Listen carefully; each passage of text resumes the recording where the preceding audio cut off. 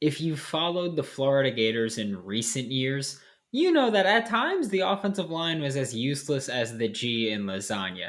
There are brighter days upon us, though, and I'm going to tell you why, only here on Locked On Gators. You are Locked On Gators, your daily podcast on the Florida Gators. Part of the Locked On Podcast Network, your team every day.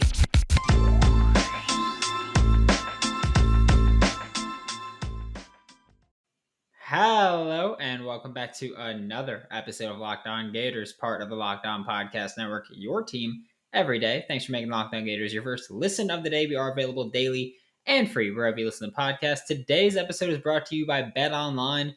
BetOnline has you covered this season with more props, odds, and lines than ever before. BetOnline is where the game starts. Happy Thursday. I'm Brandon Olson. Twitter's WNS_Brandon. Find my written work with Whole Nine Sports and Giants Country from SI.com. That's new. But before getting into today's content, just going to ask y'all subscribe wherever you're listening. Leave a comment, review. Let me know what you think of the show, how I can make it better, all that fun jazz. It is greatly appreciated. But we're talking about the offensive line now for the Florida Gators because, 2 years ago, it was when Kyle Trask was there in 2020, it was this offensive line can pass protect, but they can't run block. And then 2021 came and it was like, well, this offensive line can't run block and they can't pass protect. It was very much just, what are they good at? It was a very bad year for the offensive line. And also, I've said this before, I think it's more important to talk about the unit in general as opposed to individual play because obviously individuals will shift the entire unit and impact the entire unit. So I think it's more important to talk about the unit, but we're going to take a little bit more of a look at individuals today, just because they are also important, just not as important in my mind with as compared to a unit. But we are going to look at the New York Giants offensive linemen starters, comparing their last season with the Giants team before they hired Rob Sale and their first and only season with Rob Sale. Of course, Rob Sale is the now offensive coordinator and offensive line coach for the New York Giants, for the Florida Gators.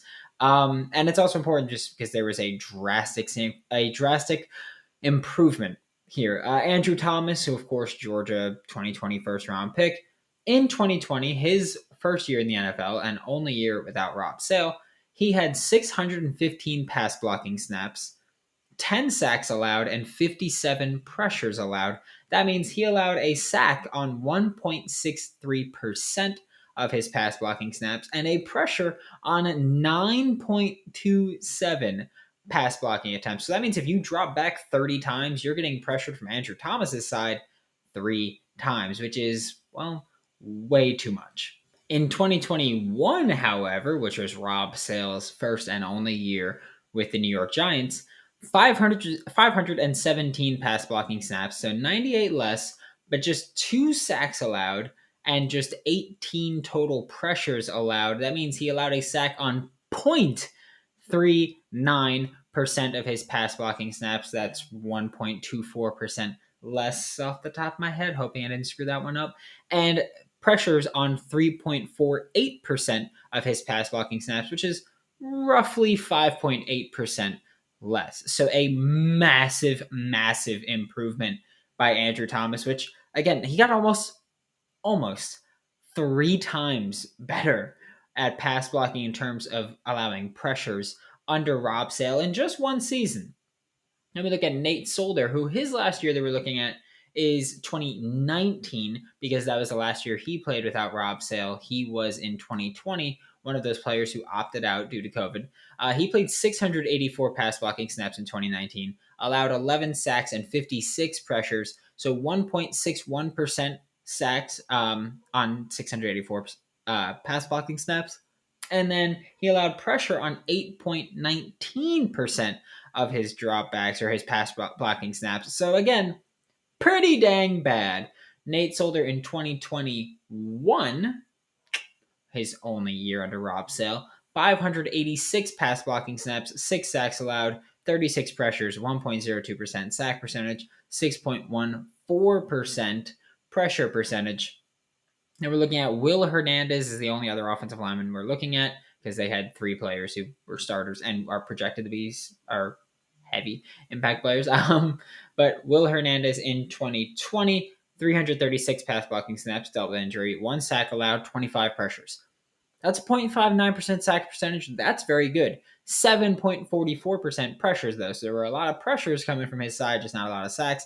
And then in 2021, 676 pass blocking snaps, basically double. 7 sacks allowed, which is 1.04%, so about 0.45% more. 36 total pressures allowed, so 5.33%, which is about 2.11% less. And that's all to say that Rob Sale made a significant impact and helped these players develop significantly. And again, they were all, Will Hernandez is in Arizona now, so they're not still there, but they did improve significantly from their second to last year to their last year and their 1 year with Rob Sale.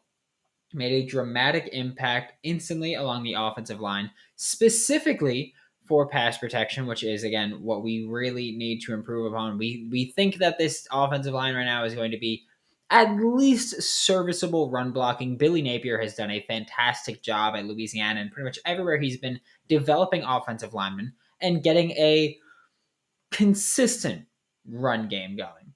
Rob Sale also has been a very good offensive line coach. Again, with that 1 year with the New York Giants in the NFL, they make significant strides. There are 3 expected returning starters in Kingsley Eguakun, Richard Gourage, and Josh Braun are all going to be playing significant snaps this year. Of course, Osiris Torrance is going to be at right guard expected, and I didn't want to bring out his numbers because he was with Rob Sale and Billy Napier. Things haven't changed that much for him, but Rob Sale is here to impact this entire offensive line. They're going to get better pass protection. We know they're going to get better run blocking, especially when you look at there have been changes made to the diet plan, the strength and conditioning programs, where these guys are going to get bigger, they're going to get faster, they're going to get stronger, and they're going to get nastier with this coaching staff. And so running, I'm not worried about the rushing game. I'm not worried about run blocking at all. I think that they're just going to naturally get better at it.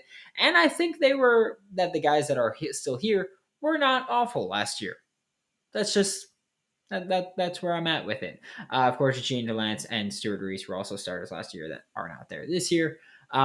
But pass protection is what I've been really worried about, especially when you look at having a quarterback like Anthony Richardson, who is going to want to throw the ball deep. And obviously, he's mobile enough to evade pressure. He's mobile enough to evade sacks.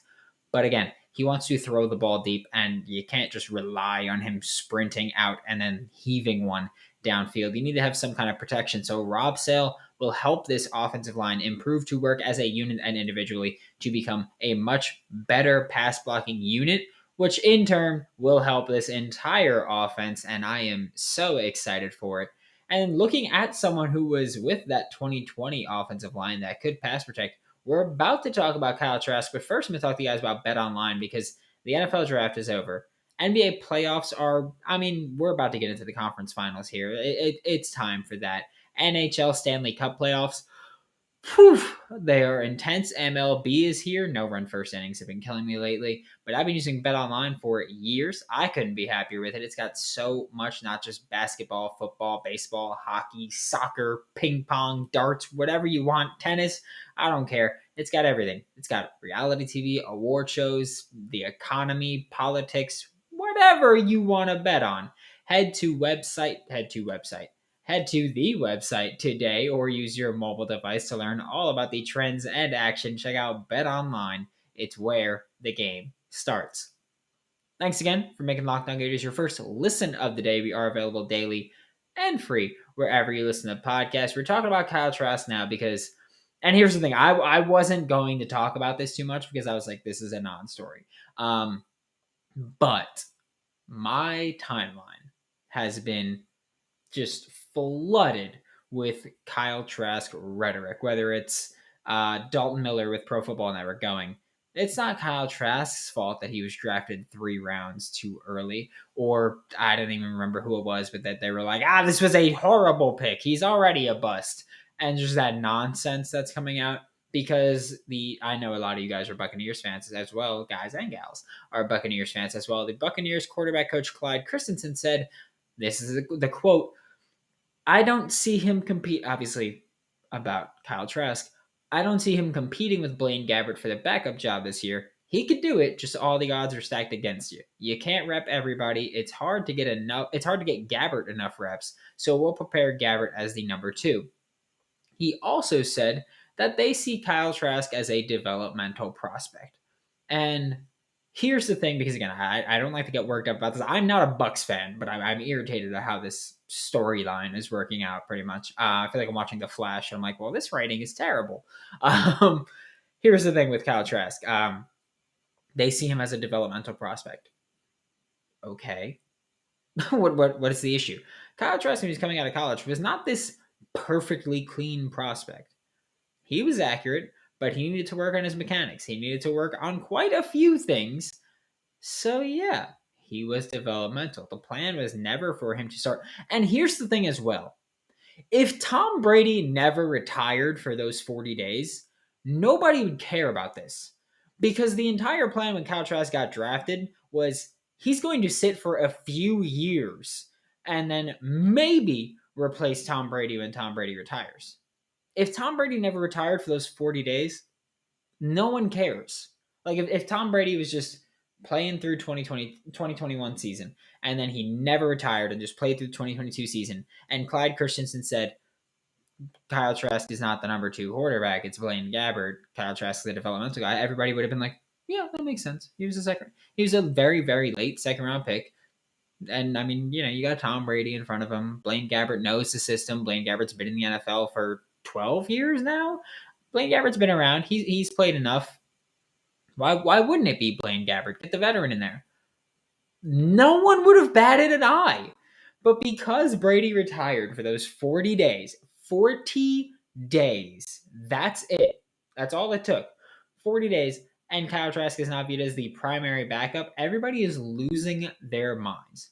What did you expect? Again, the entire plan from the moment Kyle Trask was drafted was he's going to be a backup developmental prospect for a couple of years. Also, this is the beginning of his second year. Kyle Trask got drafted, a year and 2 weeks ago, if that? What is the problem? Am I the crazy one here? I genuinely, my brain is breaking.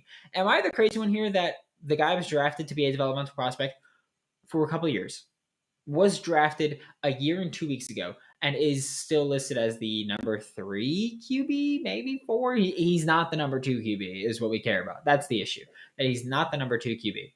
And people are upset about it. This isn't some dude that's on the tail end of his contract. He's not on the tail end of his rookie contract. He hasn't even hit the middle of it, and people are upset about it. Also, here's what I have to say. He is a backup. Who cares? It's as simple as that. I get it. It's the in case Tom Brady gets hurt, in case this, in case that. Here's the thing. In case Tom Brady gets hurt, it don't matter who your backup is. The Bucs are not winning anything at that point. It's as simple as that. If Tom Brady gets hurt, it doesn't matter if it's Blaine Gabbert. It doesn't matter if it's Kyle Trask. It doesn't matter if you put, I don't know, Joe Tryon-Shoyinka back there. It doesn't matter who is going to, I probably butchered that name. It doesn't matter who is going to be your backup QB or your new starter if Tom Brady gets hurt. Because if Tom Brady gets hurt, the season's kaput anyway. So it makes no sense for people to be upset about Kyle Trask being QB2, QB3, QB4, QB73. It doesn't matter. It does not matter. Kyle Trask will get there when he gets there, and if he doesn't, he doesn't. But right now, he was always going to be a developmental prospect. That's what it was. He was a developmental prospect that could maybe replace Tom Brady in a couple of years. All we've been told is nothing's changed. But people are making a story out of this, and it is driving me absolutely up the wall. I just have no idea how so many people can be so upset about nothing. It boggles my mind. And if you are one of the people that were freaking out, take a deep breath, because it doesn't matter anyway. It's as simple as that. It doesn't matter anyway. So that just means nothing. We're about to shift gears to something that was more fun that I saw on the Florida Gators subreddit yesterday about who's the best Gators NBA player. And we're about to talk about that. But first, a quick word from our sponsors. To wrap up today's show, we are talking about Florida Gators in the NBA. Who's the best Gator? Because I saw this discussion on the NBA subreddit because, of course, Al Horford, Big Al over there, Al Horford the other night, 30 something, 34 points, I think it was, at 35, almost 36 years old. The first career 30-point playoff game from him. Yo, like that was ridiculous. So people are talking about who's the greatest Gator in the NBA. And there were a lot of discussions here about it, so I understand it. I've narrowed it down to my three guys. I've got three guys on the list. There are players like David Lee and Joakim Noah and Udonis Haslam and just so many more. Dorian Finney-Smith. That great. Like they're very good players. Dorian Finney-Smith, one of the better 3-and-D guys in the league. Not much else, but one of the better 3-and-D guys in the league. But they didn't make the cut for a variety of reasons. You could look at longevity. You could look at never being a top guy. You can look at injuries or a combination of them, because a lot of the reasons that I have these guys not listed as the best player because of those, but these guys are a combination. Like you could look at never being a top guy and injuries for Udonis Haslam, for example. Joakim Noah at his peak, probably the best Gator of all time.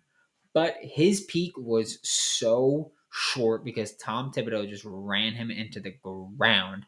And I mean, fourth in MVP, one of the defensive player of the year, just phenomenal player. But again, just such a short peak. So I can't give it to him as much as I love him. Udonis Haslam, I mean, longevity he's got, but at that point, it's like, what else, really? He's been in the NBA for a very long time, but at this point, he's essentially eating a roster spot to be a coach. But I did narrow it down to three guys. First up, Al Horford is the person that I saw referenced a lot, and I get it. He's got the longevity, he's got the consistency. You could argue he's never been the guy. You could with Joe Johnson, Josh Smith when they were with the Hawks, and Al Horford being one of that big three group that they had. But you could also say the longevity and consistency outweigh never being the guy. There are Hall of Famers who were never the guy, but they were just so consistent and so versatile for so long. And that's also Al Horford, very versatile. In terms of looking at the Gators in the NBA history, Al Horford, I believe, is top 5 in points, rebounds, assists, blocks. Like he's done it all. So he has been the guy without a doubt, or not the guy, but he's been a very versatile guy without a doubt. So I think Al Horford deserves a little more respect than I saw him get. And it's also insane that it's like that game is still ridiculous that everybody was like, Al Horford, so stupid, shaking your head at Giannis. And then he went Thanos on Giannis. It was ridiculous. Bradley Beal is the second one for me. Tremendous scorer. And here's the thing, because I love Bradley Beal. I think when he was coming out of the draft, I was higher on him than most people I saw. But I think I'm also the type where I go, injuries have derailed his career so badly that it worries me. Because I know a lot of people are like, oh, like he's always been on a losing team. He's been the guy, but he's never been the guy on a good team and all that stuff. I don't care about that. He's been the guy. Like it is so rare to have a player who's one player that can carry a team, especially when it's been as bad as the Wizards have been. I don't know if prime LeBron could have carried them far into the playoffs. I think he would have got them there. I don't think he would have gotten them far. And Luka right now, like Luka has little help. He's got Brunson and Dorian Finney-Smith, and that's kind of it. Sometimes Spencer Dinwiddie.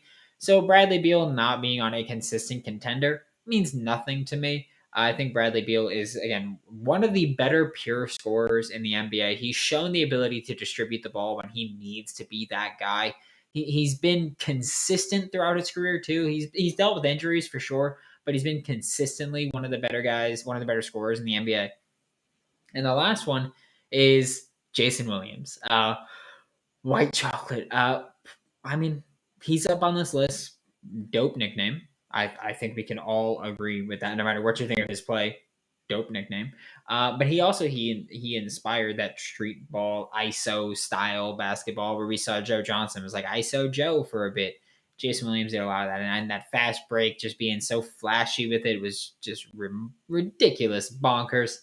And also for Jason, like people talk about the handles, the crazy flashy passes, and all these things.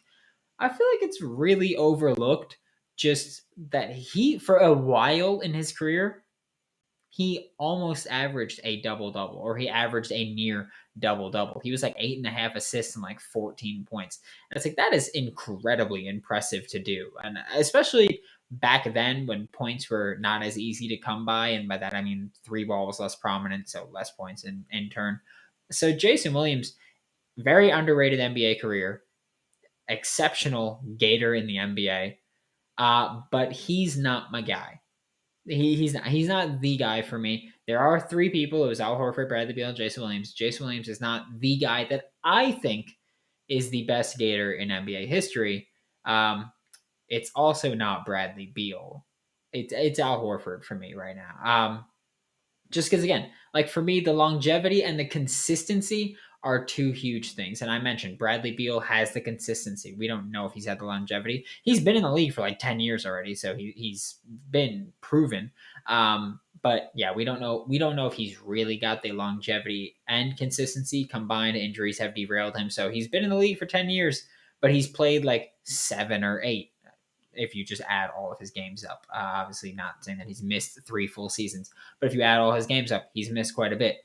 So Bradley Beal is not the guy for me. It's Al Horford. Longevity, consistency, versatility. He's been able to contribute in so many ways. And here's the thing: I don't really care too much about not being the guy. You're playing your role. You're filling multiple roles for this team, and you keep them in games. And you're never a massive liability. And I think that's a big thing. Where if Al Horford's having a bad shooting night, it's not going to kill you because unless he's on, he's going to have like 7 shot attempts or 10 shot attempts. So it's not too killer to worry about there. So it's Al Horford for me. But when it's all said and done between these 3 players and Gators of the NBA past, it could be Bradley Beal. It very well could be. If everything gets back on track with him health-wise and he continues to just play how he's been playing, it's going to be Bradley Beal. I don't even want to say could be. It's going to be Bradley Beal. But for now, it's Al Horford. Thanks for making Locked On Gators your first listen of the day every day. We are available daily and free wherever you listen to the podcast. We'll be back tomorrow taking a look at how Florida State, and Miami match up with putting players into the NFL. Now make your second listen Locked On SEC. Chris Gordy of Sports 790 is one of the best hosts we have in the entire network. Remarkably consistent. Longevity's there. He's been the guy. He's the conference guy. He's got amazing player interviews very frequently. For Locked On Gators, I'm Brandon Olson. Don't forget to follow me on Twitter at WNS_Brandon. Find all my written work with Whole 9 Sports. That is WHOLENI Sports and Giants Country on SI.com. And I will see you all tomorrow.